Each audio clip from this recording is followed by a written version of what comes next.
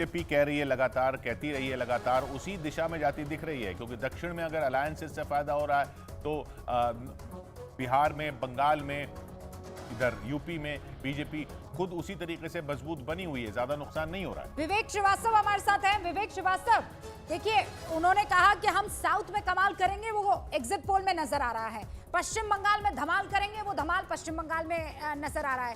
इस लिहाज से तो 400 पार का नारा अब तक अगर मैं कहूं तो वहां उसे क्लोज आप पहुंचते हुए देख रहे हैं। अभी 89 से 95 सीटें एनडीए के खाते में। और अगर ये अभी पहले 3 फेज के आंकड़े इन 3 राज्यों के हैं और बाकी राज्यों के पूरे आंकड़े हैं, तो विवेक जी जो 295 का आंकड़ा दिया है विपक्ष ने, वो तो होता दिख ही नहीं रहा है। नहीं, देखिए अगर मैं इस एग्जिट पोल को और जो कैलकुलेशन खड़गे जी ने दिया था 295 का, अगर बाकी डिटेल में तो खैर हम लोग को वहाँ पे एक डिबेट हुई आंध्र प्रदेश में, जिसको शायद एग्जिट पोल में कंसिडरेशन में नहीं लिया गया है।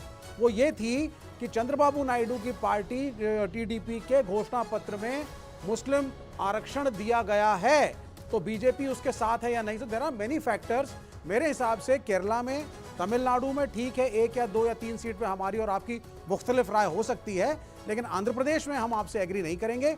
आंध्र प्रदेश में मेरे हिसाब से it is the other way round. This is my analysis.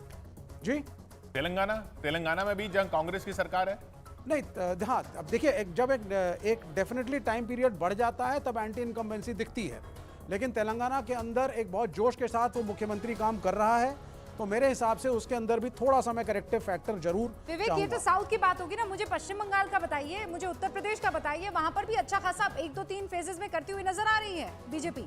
देखिए मैंने आज एक अपनी तरफ से जो फिगर जो मुझसे मांगा गया था, मैं आपके चैनल पे जब बैठा हुआ था तो मैंने रफली, अमन जी ने जब मांगा था तो मैंने कहा था आई मीन बहुत अच्छा पॉजिटिव अगर मैं समझूंगा तो भी 50+ के करीब मैं एनडीए को मानता हूं। तो एंटी इनकम्बेंसी का आपको कंसिडरेशन करना पड़ेगा। हमारा ये मानना है इंडिया। विवेक, पर वो एंटी इनकम्बेंसी आप देखिए ना, वो साउथ से आती हुई नजर आ रही है, मतलब उसकी भरपाई करते हुए वो दिख रहा है। मैं आपसे बिल्कुल अग्री कर रहा हूं। केरला, तमिलनाडु में हमारी और आपकी कैलकुलेशन में 1, 2, 3 सीट का फर्क है, केरला में भी और तमिलनाडु में भी, और रियलिस्टिक है ये हमारा। और सत्यप्रकाश जी भी हमारे साथ मौजूद है। सत्यप्रकाश जी, ये जो अभी किशोर कह रहे थे कि 295 का आंकड़ा फिर कैसे पूरा हो पाएगा इंडिया गठबंधन ने जो दिया है? आप एक बात को समझिए, जो बताया ना कि बलि का बकरा, तो बलि के बकरे को एक पट्टा भी पहनाया, 295 का एक ख्याली पुलाव बनाया। सच्चाई ये है कि नरेंद्र मोदी की सरकार की साख और उनकी बातों को जनता ने सुना है, और वो रिफ्लेक्ट हो रहा है आपके और तमाम मीडिया और जो भी सर्वे कराने वाली एजेंसी हैं उसके तमाम एग्जिट पोल्स में स्पष्ट मत है कि अगर वो 400 का आंकड़ा एक बड़ी चुनौती लेकर बढ़े थे और 359 तक करीब करीब अन्य में दिया जा रहा है, और सबसे बड़ी बात ये, एक जगह ये एंटी इनकम्बेंसी विवेक जी स्वीकार करते हैं और आंध्रा पहुंचते हैं तो वहां कहते नहीं मुस्लिम रिजर्वेशन का। सच्चाई ये है कि वहां ह्यूज एंटी इनकम्बेंसी फैक्टर था, और नरेंद्र मोदी और जो ये 3 पार्टियां थी, भारतीय जनता पार्टी के साथ तेलुगु देशम और एक वो मैं नाम भूल रहा हूं उनका, उन पार्टियों ने मिलकर एक बेहतर प्रदर्शन किया तो वहां स्वीप कर रहे हैं। इसी तरह कमोबेश स्थिति 0 से 5 सीट तक अगर तमिलनाडु में ओपनिंग हो रहा है। भारतीय जनता पार्टी का 7 बज चुके हैं, आपकी इजाजत से, किशोर की इजाजत से एक बार फिर से बता देना चाहती हूं कि 181 सीटों के एग्जिट पोल के नतीजे हम अब तक बता चुके हैं न्यूज़ 18 इंडिया पर। आप ऊपर की जो पट्टी देख रहे हैं वहां पर 89 से 95 सीटें जो एनडीए को मिलती हुई दिख रही है, और महाराष्ट्र का आ गया है नतीजा। महाराष्ट्र जहां पर सबकी नजरें हैं, 48 सीटें महाराष्ट्र की, पार्टियां बढ़ गई, टूट गई, नुकसान होता दिख रहा है एनडीए को, लेकिन बहुत बड़ा नहीं। 32 से 25, मतलब 25 से 32 माफ कीजिएगा, एनडीए को जाती दिख रही है, और 15 से 18 विपक्ष को, यानी उद्धव ठाकरे, शरद पवार और राहुल गांधी की पार्टी को 15 से 18 ही मिलती दिख रही हैं। और पिछली बार जो सीटें मिली थी ना बीजेपी को, वो 23 मिली थी। और गुजरात में फिर क्लीन स्वीप है, कोई खाता नहीं खुलने की उम्मीद है गुजरात में कांग्रेस का, और एक आम आदमी पार्टी भी वहां पे लड़ रही है साथ में कांग्रेस के, लेकिन वहां कोई खाता खुलने की उम्मीद नहीं है। 1 सीट तो सूरत की डिक्लेयर्ड ही है, बाकी 25 भी बीजेपी को जाती दिख रही है, एनडीए को 26 की 26, तो गुजरात कोई सरप्राइज नहीं है शायद।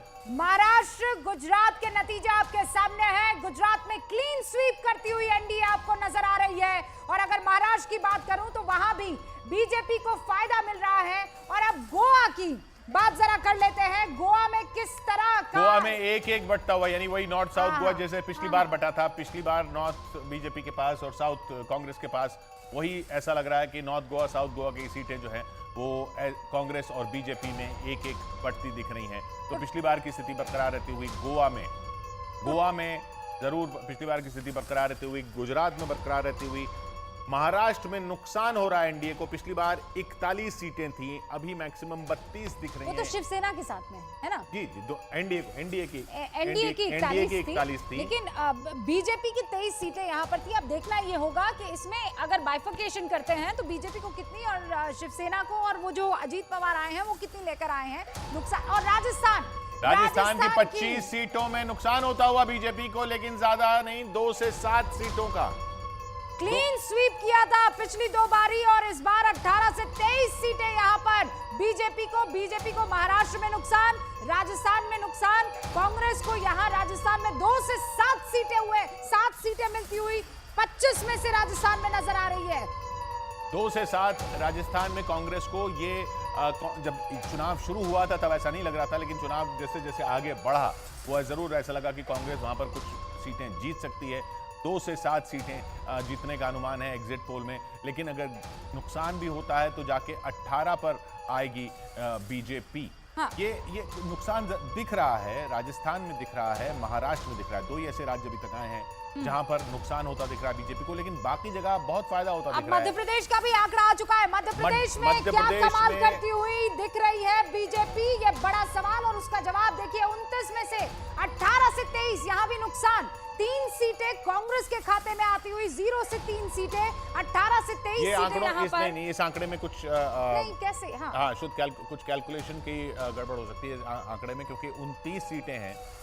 अगर 2 से 7, हाँ, माफ ठीक हुआ, कीजिए, 2 से 7। अब इंडिया गठबंधन को या कांग्रेस को 2 से 7 सीटें राजस्थान में यहाँ पर मिलती हुई दिख रही है और 18 से 23 सीटें बीजेपी को मिलती हुई दिख रही है। हम मध्य प्रदेश का आंकड़ा दुरुस्त करके आपको बताते हैं। पर मध्य प्रदेश में शायद खाता खुल सकता है, लेकिन स्वीप भी हो सकती है बीजेपी की। हो सकता है 0 पे रहे या हो सकता है ज्यादा 3 सीटों पर चली जाए कांग्रेस, ये अनुमान है। 1 सीट पिछली बार थी छिंदवाड़ा की कांग्रेस के पास। शिवराज सिंह चौहान हमारे साथ जुड़ रहे हैं, मनोज शर्मा उनके साथ हैं। मनोज, मध्य प्रदेश फिर से स्वीप लग रहा है। किशोर, इस समय हमारे साथ मध्य प्रदेश के पूर्व मुख्यमंत्री शिवराज सिंह चौहान है सर, जो हमारे एग्जिट पोल कह रहा है कि 3 सीटें तक कांग्रेस जीत सकती है, अभी सिर्फ 1 थी। मध्य प्रदेश में 29 की 29 सीटें भारतीय जनता पार्टी जीतेगी और मध्य प्रदेश नहीं, मैं देश का भी कह रहा हूं, अब की बार 400 पार, एनडीए 400 पार करेगा और भारतीय जनता पार्टी